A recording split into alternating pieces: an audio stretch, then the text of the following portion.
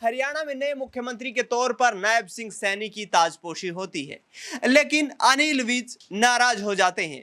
अनिल विज हरियाणा की राजनीति में गब्बर के नाम से जाने जाते हैं और गृह मंत्री रह चुके हैं। इसके पहले देखा जाए तो स्वास्थ्य मंत्री के पद पर भी उन्होंने लंबे समय तक हरियाणा में सेवाएं दी है। ऐसे में अनिल विज की नाराजगी, दूसरी तरफ देखा जाए तो गुरुग्राम से सांसद राव इंद्रजीत सिंह भी बीजेपी हाईकमान से नाराज दिखाई दे रहे हैं।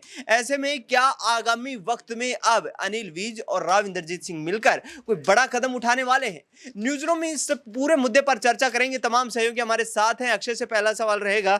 अक्षय, जिस तरीके से अनिल विज की बात कर ली जाए, राव इंद्रजीत सिंह की बात कर ली जाए, दोनों यहां पर बीजेपी हाईकमान से नाराज हैं।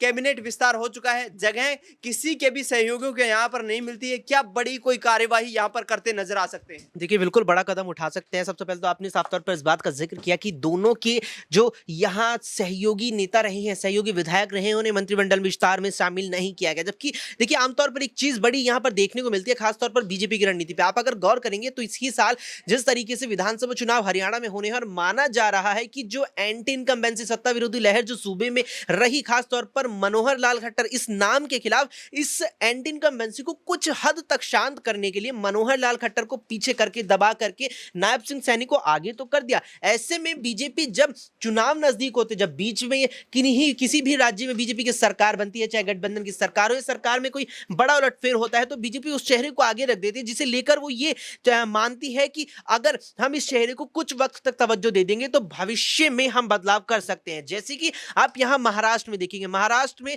जब शिवसेना का यहां पर दो फाड़ हुई, एकनाथ शिंदे ने अपना अलग गुट बनाकर के बीजेपी के साथ गठबंधन किया, उस वक्त तक माना जा रहा था कि देवेंद्र फडणवीस ही मुख्यमंत्री होंगे, कमान संभालते नजर आएंगे। लेकिन अचानक से हर किसी को चौंकाते हुए बीजेपी ने यहां हानि भरी एकनाथ शिंदे गुट के इस फैसले पर, इस पेशकश पर कि मुख्यमंत्री शिंदे ही होंगे। उसके बाद से अब ये बात लगातार कही जा रही है कि इस ही साल महाराष्ट्र में भी विधानसभा चुनाव होने हैं और जिस तरीके से गठबंधन जब शिंदे गुट के साथ यहां भारतीय जनता पार्टी का हुआ, तो इस दौरान इस जो शेष कार्यकाल महाराष्ट्र विधानसभा का बाकी था, उसमें तो शिंदे को बतौर मुख्यमंत्री बीजेपी ने स्वीकार कर लिया। लेकिन अब अगर वो विधानसभा चुनाव साथ लड़ते हैं और दोनों मिलकर के बहुमत पार कर जाते हैं, तो मुख्यमंत्री यहां पर देवेंद्र फडणवीस होंगे, शिंदे नहीं, क्योंकि शिंदे को मुख्यमंत्री बना दिया। ऐसे में यही चीज अगर हरियाणा में देखें तो इस लिहाज से बीजेपी के इस पॉलिसी के तहत यहां पर संभावना थी कि अनिल विज को मुख्यमंत्री बनाया जा सकता है। ये एक पेशकश करते हुए या एक चीज दर्शाते हुए कि अनिल विज को इस दौरान मार्च के महीने में आप मुख्यमंत्री बनाइए और साल के आखिर में जब राज्य में विधानसभा चुनाव होंगे, सरकार अगर वापस से बनाने में कामयाब बीजेपी हो जाती है या गठबंधन के साथ भी बहुमत का आंकड़ा पार करती है, तो नए चेहरे को मुख्यमंत्री के तौर पर आगे लाया जा सकता है। लेकिन ऐसा नहीं हुआ। तो कुल मिलाकर के जो अनिल विज, खास तौर पर मैं उनका जिक्र यहां पर इसलिए कर रहा हूं कि लगातार जिक्र चल रहा है अनिल विज का और उनकी नाराजगी यहां कहीं ना कहीं तक भारी पड़ सकती है। लेकिन अक्षय, ओबीसी वोट बैंक को साधने की कोशिश यहां पर भारतीय जनता पार्टी हाईकमान करती नजर आ रही है। तो क्या राव इंद्रजीत सिंह, जिनका दक्षिणी हरियाणा में अच्छा खासा सियासी वर्चस्व है, 15 से 20 सीटों पर उनकी जो है पकड़ मजबूत है, तो उनको यहां पर मुख्यमंत्री बनाने में किसी प्रकार की कोई समस्या थी?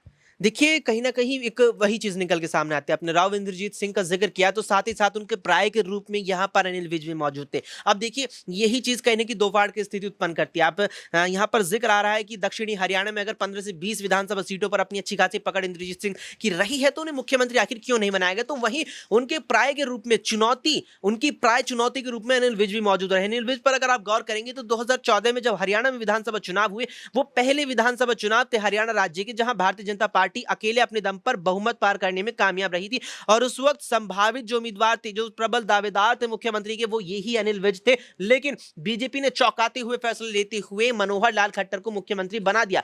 अब जब मनोहर लाल खट्टर को मुख्यमंत्री के पद से हटाया गया, तो वरिष्ठता के आधार पर अनिल विज ही मुख्यमंत्री के प्रबल दावेदार थे। लेकिन इंद्रजीत सिंह भी कहीं ना कहीं दावेदारी ठोक रहे थे। ऐसे में बीजेपी आलाकमान के सामने चुनौती थी कि अगर एक वरिष्ठ नेता को यहां तवज्जो देकर मुख्यमंत्री का पद दे दिया जाएगा, तो दूसरा नाराज हो सकता है और नाराजगी में वो खिलाफत वाला कदम ना उठा दे। तो लिहाजा यहां यही चीज समझ में आती है कि बीजेपी ने कहीं ना कहीं दोनों को थामने के लिए, दोनों की नाराजगी को एक प्रकार से बहुत हद तक दबाने के लिए एक मध्यस्थता का रास्ते के रूप में, मध्यस्थता के रूप में यहां नायब सिंह सैनी का विकल्प चुना है।